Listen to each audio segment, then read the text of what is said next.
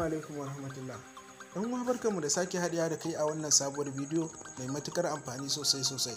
So kamar kullum yau ma mun tafo muku da wata bidiyo mai matukar amfani. Dan ganin mun taɓa koyar da wani bidiyo a baya yanda zaka wato ainihin siya data 1.5 gig a naira 150 wanda mutane sun ji daɗin sa sosai. So amma na daga ƙarshe mutane kuma suka daina jin daɗin sa, wai ba ta buɗe wani guri sai YouTube da kuma Google.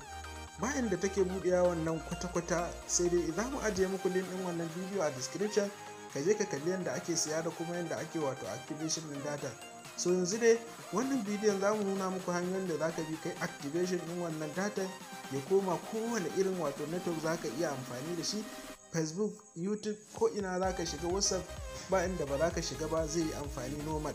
So amma kafin mu fara bidiyon ka tabbata ka yi like ɗin wannan bidiyo kuma ka tura yan uwa domin kowa ya amfana. Dan uwa lakin din da yana da matukar amfani, ka tabbata ka yi shi. So mun gode, sai mu an taya bidiyon. Sabbin bidiyo na hakkin na samun kuɗi, na samun kyaututtukan data da sauransu na a sanar da kai. Ok, to farko idan ka danna link din da yake a description domin damu an taya ga bidiyon mu, abin da muka iya kawo mu kenan.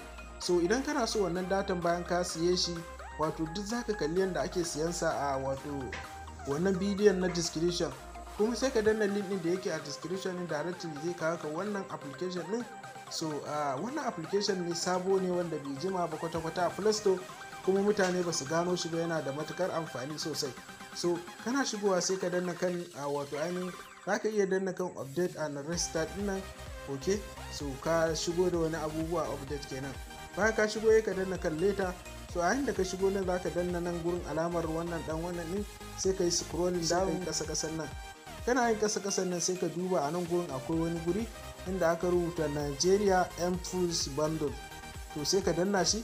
Bayan ka danna Nigeria mPulse Bundle sai ka danna sama can inda kaga saba. Zaka iya zaben saba kowane iri ne. So zan zabi saba 6.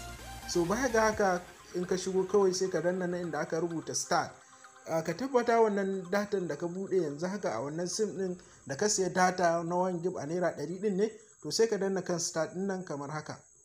To sai ka danna OK. So nan take in ka ga nuna maka alamar stop din nan, hakan yana nufin yayi connection, zaka kalli ya ce connected. So nan take yake yin connected a yanzu nan haka.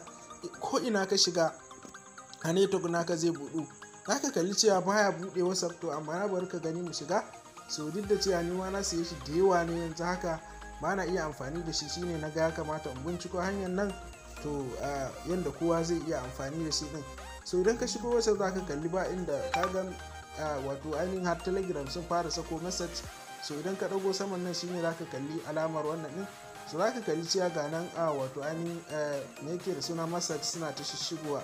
So dan waka da tabbata ka yi like din wannan bidiyo, kuma ka wato ainihin tura yan uwa a WhatsApp, Facebook, ko ina da ko ina domin kowa ya amfana.